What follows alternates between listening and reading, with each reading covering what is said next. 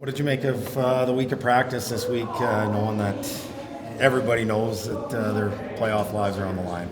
That's what I just told them outside there. At the end of the day, when you talk about all that stuff, playoff lives, everything like that, and that shouldn't change how you practice. It is how you do it, how you do your work every single day that's important. That is one of the things that is a circumstance of this game. But at the end of the day, these guys have been fantastic. I told them this has been an outstanding week of practice. With the situation, the trade, they could have taken their focus away, but they were locked in and they did everything that they needed to do, prepare to put their best performance on the field. How do you replace Lorenzo Bolton, just in terms of the snap count, and is it going to be by committee with Aiden John and Chase McGowan, Mike Wakefield? How does that work out?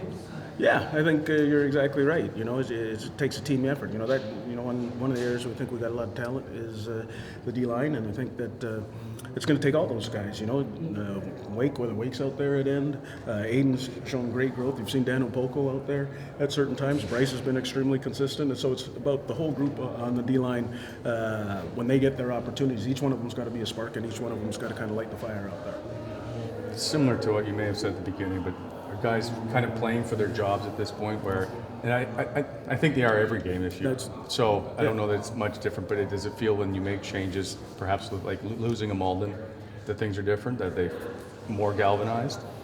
I don't know what's a matter of playing for their jobs. It's not like that move was made to spark them. That has nothing to do with it. These guys are pros. They're committed to what they do, and they come out here and they put their best performance out every single week. So I wouldn't agree with that. Facing a Saskatchewan team that's obviously, they'll be hungry too, having lost 2 straight. What do you do against them? Well, Saskatchewan's a great team. Corey's done a great job keeping them motivated. I had told these guys throughout the week, one thing they do a fantastic job of is all 3 phases play well each and every game. And we have to match and beat that intensity on all 3 phases. We can't have offense and defense play well and special teams not play well. It's going to take all 3 phases to be dominant and play their best football game. At the end of the day, Saskatchewan's 10-4 for a reason, but when we both step on the field tomorrow night, we're both 0-0, and we've got in life all you want is an opportunity, and these guys have a fantastic opportunity. We all have a fantastic opportunity in front of us, and we plan on going out and seizing that. The opportunity that you're talking about, but I know you don't look past one game, but getting past this one game gives you a shot at back-to-back against Montreal, and at that point, then is that sort of like what you look at, or maybe tell these guys? Have you broken it down like that to them? Again, I know you don't look past today, but for something to grasp that, I mean, play Montreal twice. I think these guys have a good understanding of what our schedule is. You answer your own question. You know exactly. I'm not talking. That's not what I'm talking about. I'm talking about this team. This Saskatchewan team needs our intense focus right now, because if we don't give Saskatchewan our intense focus, those 2 games aren't going to make any difference. So you don't need a little extra carrot. The carrot is beating. The carrot is beating Saskatchewan tomorrow night. Yeah, and I think that's what I was trying to say too, because that is your goal, and that's what your goal has to be, right? Like to beat Saskatchewan, but then if you do. And if when we do, we will change our focus from there. This is a generic question, and I apologize for wording it this way. How do you beat a Saskatchewan team that's 10-2? Yeah, I mean, they're a great team for reasons that everybody knows. But anyone can be beat. I think we showed that we could play with everybody. It's just we got to limit our mistakes in critical situations. So, I think everyone's looking forward to competing against one of the best teams. I know you didn't play them in the last 2 games, and they've lost 2 straight. Like, is there something you can see to exploit here? They still, from our perspective, they're still very good on defense. I don't look much at what they're doing in the other phases, but they got a lot of good players on defense. So we'll have our hands full, but we have a good plan, and it should be a lot of fun to compete against them. They give up 48 to Montreal. He didn't know that. I guess, is there much in a way of? I'm trying to get to the game plan, but is there stuff that you can do here against a very good defensive team? I think you have to know what some of their players and their scheme, the issues of it. And I think that our plan kind of reflects that.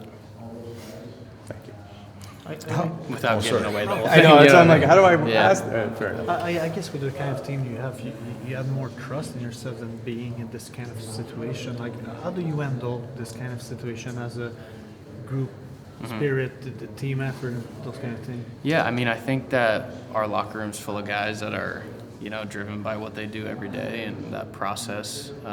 There's been a lot of things that have,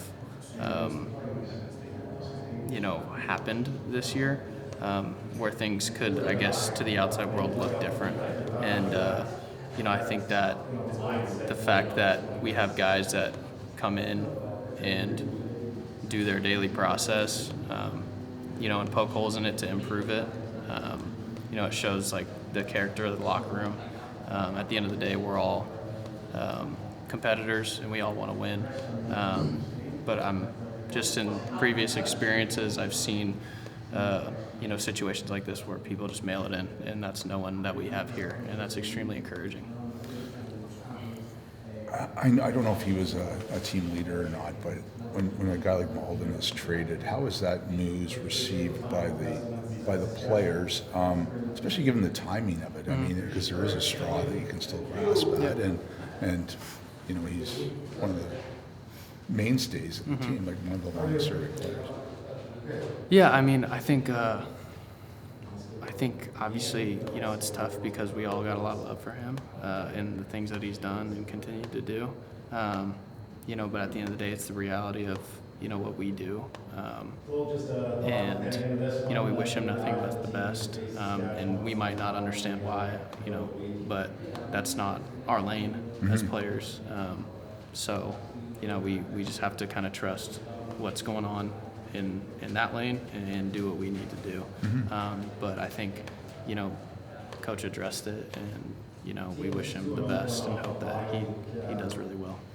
And I know you don't well, they don't play Calgary. It doesn't matter, so.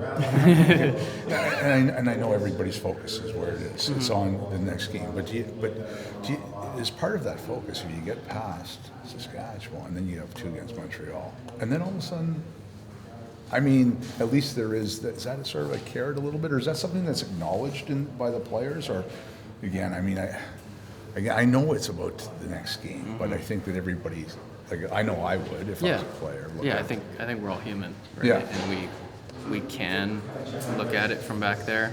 Although, like, if you live in that, you might not be as effective right here, right now, if that makes sense. I get that. So I think that's why it's harped on, like, hey, we got to take care of business here in order to continue on. But, like anything else, you have to kind of look at the broader, come from a different vantage point and then work your way back and, okay, this is what we need to do. And I think that's, the coaches do a good job of that. We're soldiers, and this is the plan, this is what we do. And, this is our job right now, and that's what we're going to do our best to focus on.